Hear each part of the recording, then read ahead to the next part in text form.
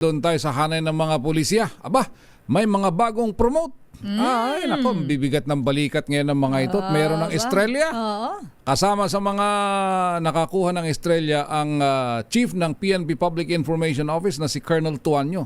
So, Brigadier General Tuanyo na siya ngayon. Edniel Parosa, sino yung iba pang kasama ni General Tuanyo na nabigyan ng promotion? Edniel?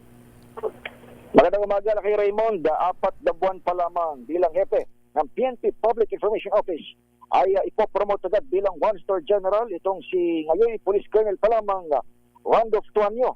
Batay sa memorandum na nakarating sa mga reporter dito sa Campo Crame, kasadong hirangin bilang Police Brigadier General ang opisyal. Maliban kay Tuanyo, nakasaad din sa kalatas na may petsang Mayo 28 na 10 Lieutenant Colonel ang aangat bilang full Colonel. Pirmado ni Pangulong Bongbong Marcos sa naturang mga promotion ay pinadala nga sa DILG sa pamamagitan ng Office of the Executive Secretary.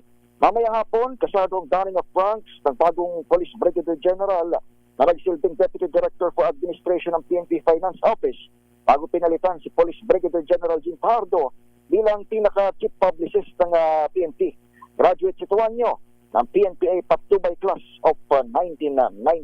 Doon naman sa iba pang mga promoted, mula sa Lieutenant Colonel nagiging full colonel na itong sina Vicente Amante, Jeffrey Bilaro, Cherry Liatar, Mark Anthony Andrade, Regina Basco, James Dime, Cristel Marie Noblesa, Benjamin Aguirre Cruto Jr., Eric Reyes de Benacho at Roger Obungen Mangawang. 10 Police Lieutenant Colonel nangangatling ng isang ranggo batay rito sa kautusan ni Pangulong Bongbong Marcos.